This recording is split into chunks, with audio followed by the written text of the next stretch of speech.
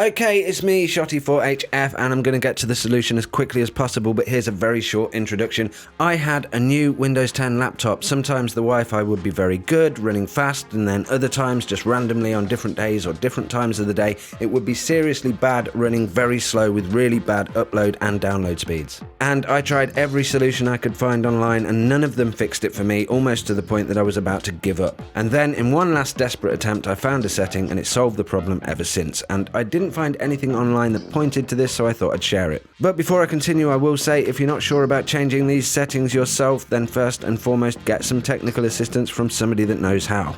Okay, so I went to the start menu, then settings, network and internet settings, then change adapter options, view network adapters and change connection settings.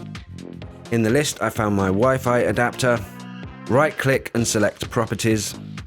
In Wi-Fi properties, I clicked configure. Then I went to the advanced tab. Then I went to wireless mode at the bottom, and this property had the value set to auto.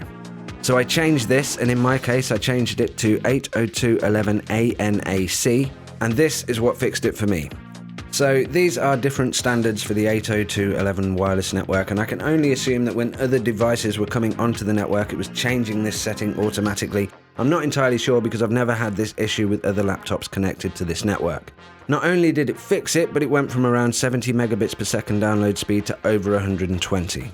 And when I searched online things like bad Wi-Fi or intermittent Wi-Fi, I didn't come across any solutions that pointed to this setting, so I hope it might help someone that could be having the same issue I did. And again, if you're not comfortable changing these settings, then get help from someone who is. My only other advice is, of course, back up your files, create a restore point if you know how to do that, and if you are happy to experiment with changing settings, then it is sometimes a good idea to change one setting at a time and maybe take some notes so you know what you've changed and can easily change it back if it doesn't work.